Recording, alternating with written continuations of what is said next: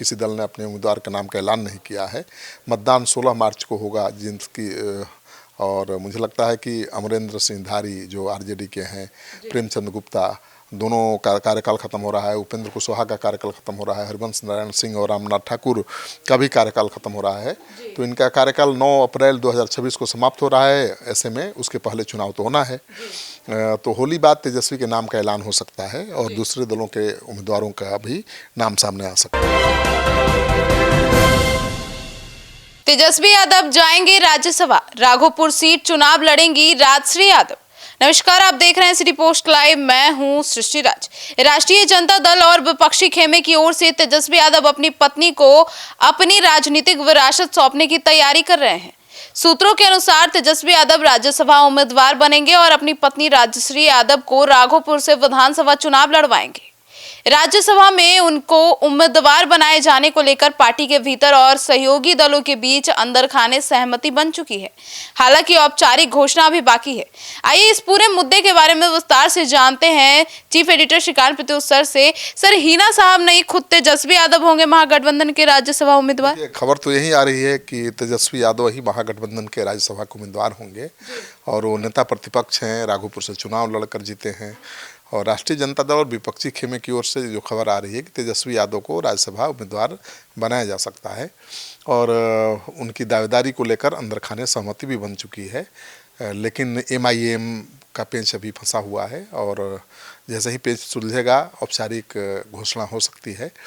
इस खबर को बिहार की राजनीति के लिहाज से काफ़ी अहम माना जा रहा है और सूत्रों की मानो तो राज्यसभा चुनाव के दौरान तेजस्वी यादव को सत्ता पक्ष के कुछ विधायकों का भी समर्थन मिल सकता है, जिससे राज्यसभा पहुंचने की उनकी राह आसान हो सकती है। ये अजीब बात लगती है कि सत्ताधारी दल के विधायकों का भी समर्थन मिल सकता है, लेकिन राजनीति में कभी भी कुछ भी हो सकता है। हालांकि इसको लेकर अभी तक आधिकारिक पुष्टि नहीं हुई है, लेकिन राजनीतिक गलियारे में चर्चा तेज हो गई है कि तेजस्वी यादव राज्यसभा जाने वाले हैं। सर, तो फिर तो उनकी जो मौजूदा सीट है अभी राघोपुर, वो खाली हो जाएगी, तो वहां से कौन चुनाव लड़ेगा? हाँ, सूत्रों के मुताबिक राघोपुर सीट पर उपचुनाव होने पर तेजस्वी यादव की पत्नी राजश्री यादव उम्मीदवार बन सकती हैं और पार्टी के अंदर इस संभावना पर चर्चा भी शुरू हो चुकी है। हालांकि आरजेडी की ओर से अब तक किसी भी नाम पर आधिकारिक बयान नहीं आया है, लेकिन राज्यसभा चुनाव और संभावित उपचुनाव को लेकर बिहार की राजनीति में हलचल तेज हो गई है। सभी की नज़र अब पार्टी की औपचारिक घोषणा पर टिकी हुई है। उम्मीद है होली के बाद शायद औपचारिक ऐलान हो जाए। इस पूरे घटनाक्रम का एक बड़ा असर विधानसभा की राजनीति पर भी पड़ सकता है, क्योंकि अगर ऐसा होता है तो यह आरजेडी की रणनीतिक चाल मानी जाएगी। एक और पार्टी राज्यसभा में अपनी मजबूत उपस्थिति सुनिश्चित करेगी, क्योंकि 2030 के बाद राज्यसभा में कोई आरजेडी का बचेगा नहीं अगर तेजस्वी यादव नहीं जीतते हैं तो।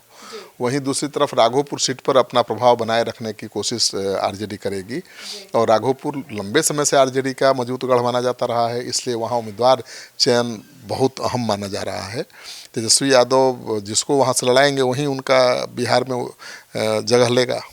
सर, लेकिन खबर तो ये भी है कि लैंडफोर्ड जॉब मामले को जेल जाने के खतरे को लेकर भी अब तेजस्वी यादव जो है अपनी पत्नी को विरासत सौंपने की तैयारी कर रहे हैं। अब देखिए, तरह तरह की बातें हो रही हैं। इस रणनीति के पीछे ये भी कहा जा रहा है कि लैंडफोर्ड जॉब मामले में पूरा लालू परिवार फंसा हुआ है, कभी भी सबको जेल जाना पड़ सकता है।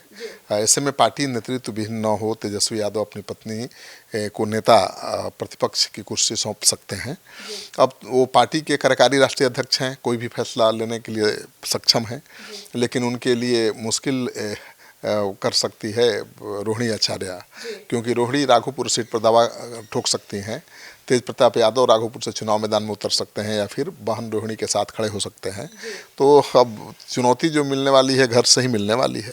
सर, तो जो भी होना है आजकल में हो जाएगा, क्योंकि ज़्यादा समय तो है नहीं। बिल्कुल, राज्यसभा चुनाव में ज़्यादा समय है नहीं और मुझे लगता है कि राज्यसभा चुनाव के लिए 5 मार्च तक नामांकन, 6 मार्च को जांच और 9 मार्च तक नाम वापसी की अंतिम तिथि है। अभी तक किसी ने राज्यसभा का नामांकन नहीं किया है, किसी दल ने अपने उम्मीदवार के नाम का ऐलान नहीं किया है। मतदान 16 मार्च को होगा, जिनकी और मुझे लगता है कि अमरेंद्र सिंह धारी जो आरजेडी के हैं, प्रेमचंद गुप्ता दोनों का कार्यकाल खत्म हो रहा है। उपेंद्र कुशवाहा का कार्यकाल खत्म हो रहा है, हरिवंश नारायण सिंह और रामनाथ ठाकुर का भी कार्यकाल खत्म हो रहा है। तो इनका कार्यकाल 9 अप्रैल 2026 को समाप्त हो रहा है। ऐसे में उसके पहले चुनाव तो होना है। तो होली बाद तेजस्वी के नाम का ऐलान हो सकता है और दूसरे दलों के उम्मीदवारों का भी नाम सामने आ सकता है। तो सुना आपने। तो अब इस पूरे मुद्दे पर अब देखना होगा कि तेजस्वी यादव की इस नई रणनीति से क्या फायदा होता है। आपकी क्या राय है, कमेंट सेक्शन में जरूर बताइएगा। धन्यवाद।